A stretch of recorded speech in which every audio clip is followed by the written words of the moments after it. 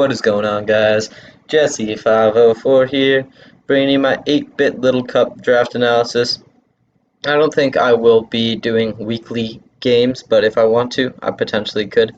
But I figured I'd at least get my draft analysis out there. 8-bit, they generally have more tendency to allow more broken things, and that shows in their Little Cup format, where they have a tier 0, which is pretty much a bunch of broken Little Cup Ubermons that you have to pay a lot of points for.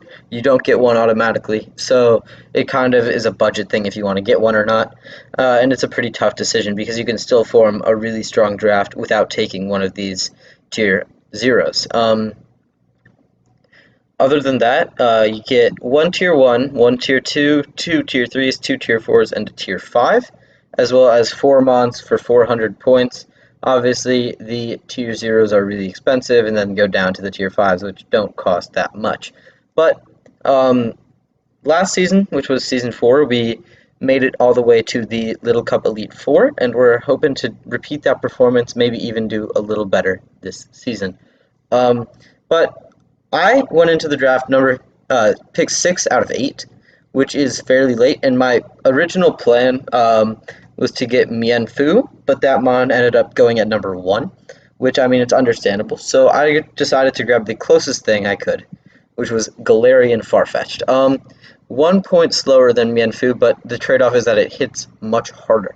95 base attack is one of the highest in Little Cup, and Farfetch'd can just do so much physically. It can hold like a Life Orb, it can hold its Leak, it can hold Choice Scarf, it does that really well.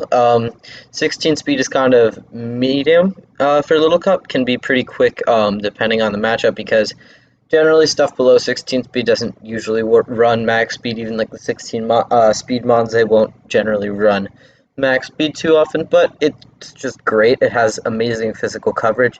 Can really hit everything depending on what I want to bring week in, week out. Amazing Fighting Stab is really spammable in Little Cup, along with Flying in Brave Bird, which is also really spammable, making Galarian Farfetch'd, I think, one of the strongest mons in Tier 1. Going on to Tier 2, I decided to grab Pawniard. This is a mon that I have experience with. It pretty much carried me to my playoff game victory. Obviously, Defiant is such a great ability in Little Cup, just doing a lot, because once you get that attack raise, Pawniard can kind of go from there. Knockoff and Sucker Punch, two fantastic moves in Little Cup, fairly spammable. Iron Head is also really helpful. Helps kind of cover for the Farfetch'd's Fairy weakness, which is really nice. The Iron Head, while it doesn't fully resist Fairy, it can still sort of get in there. But Pawniard just hits pretty hard, and generally I prefer to run just like a bulky Pawniard, which I think can go really well with the Galarian Farfetch'd as sort of like a more fast sweeper. And like once the physical wall goes down, these two can just go in, which I really like. I think that is just incredibly strong. But up next, Rufflet, again another one of these physically offensive mons. So basically, these first three, they're just pressuring my opponent into bringing an incredibly physically defensive mon, and then once that mon goes down, kind of the floodgates just open. Hustle is a really strong ability if I have good luck, but thankfully Rufflet at least has Aerial Ace, so if I don't want to risk a Hustle miss, I don't have to. Additionally, Normal and Flying are both fairly spammable, and against Rock and Steel targets, we also have Fighting coverage and I believe Superpower. But Rufflet can kind of just do so much. One thing that I did notice about like my opening 3 and that I really had to like try to build around is that they all are at the same speed tier, which is really it's just a challenge to build around. The 16 is a fairly common speed tier in Little Cup, so there's not really too much that I could have done. I just kind of went best mon available, trying to form a really nice strong core, and I feel like these 3 can do it really well.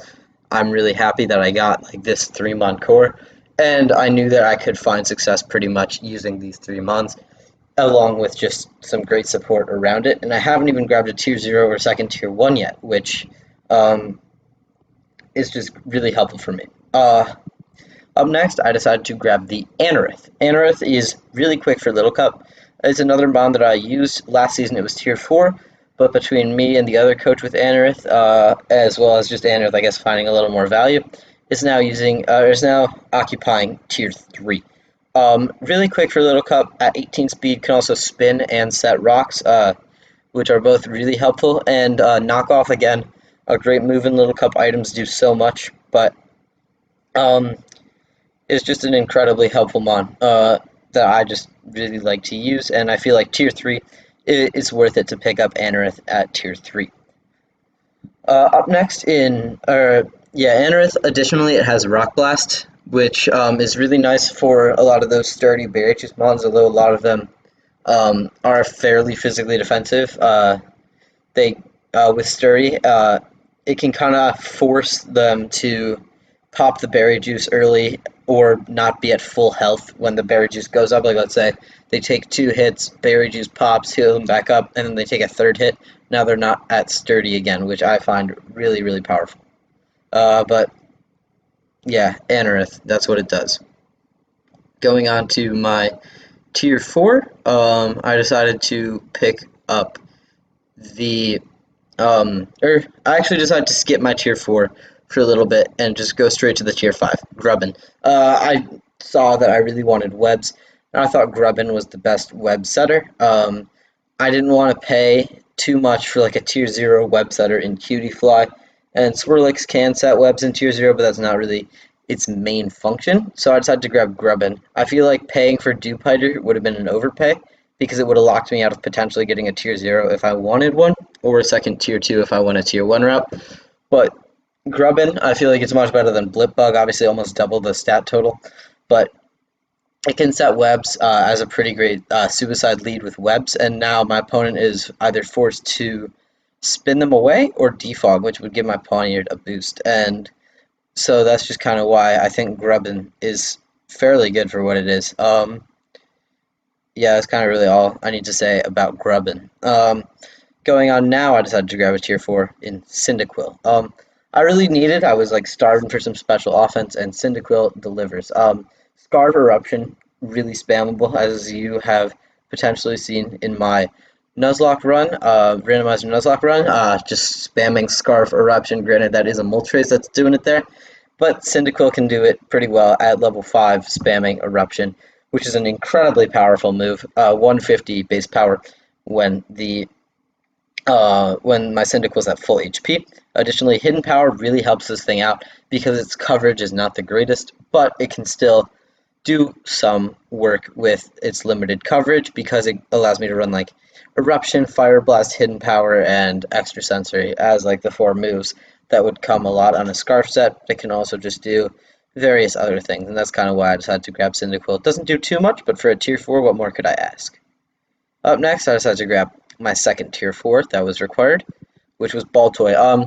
Great spinner. At this point, I had planned out the rest of my draft, and I had decided on the tier 0 I wanted, and I knew that Baltoy would be really helpful to sort of spin hazards away, as well as set screens, which would both be really helpful for setting up my tier 0 to win. It does a lot defensively, which I really like that about Baltoy. Really pretty good special defense and alright physical defense make it work. And while the offenses aren't great, it doesn't need to be that great offensively. It just needs to do those things. Levitate, really nice, plus the electric immunity from being ground type. Both things that Baltoy can do fairly well, and that's why I decided on the Baltoy. Now I decided to grab my tier 0. I wasn't sure if I wanted to wait. There was only one other coach that could grab it. I kind of did a little bit of talking over with that coach, and they said that they weren't 100% sure if they were going to take this tier 0, and I didn't want to risk losing it. Swirlix, in my opinion, was the best mon in the draft. It just threatens to win at any point.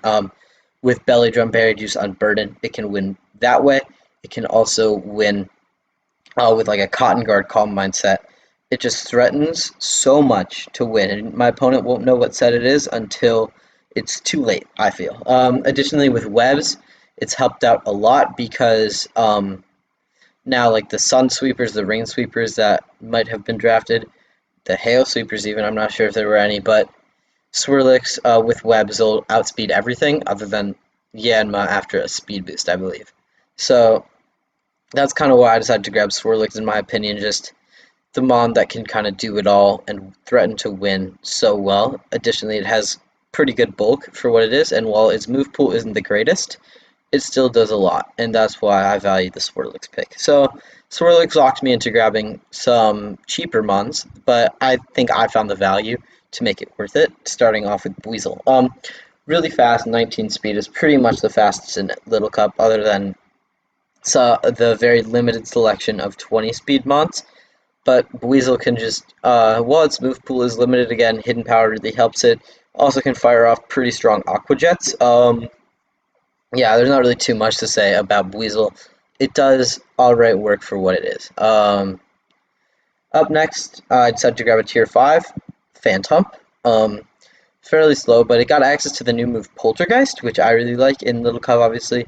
Items play a big role, and I can see what their item is when clicking Poltergeist, which is really strong. Additionally, the defenses are alright, and it's a spin blocker, which is really nice. It's also a ground resist, which is really nice. Well, I didn't necessarily need one. Having one was pretty nice because Grubbin obviously isn't that good at it, and then Rufflet's the immunity, but obviously a lot of ground moves pack, or a lot of ground types also have rock moves as they need.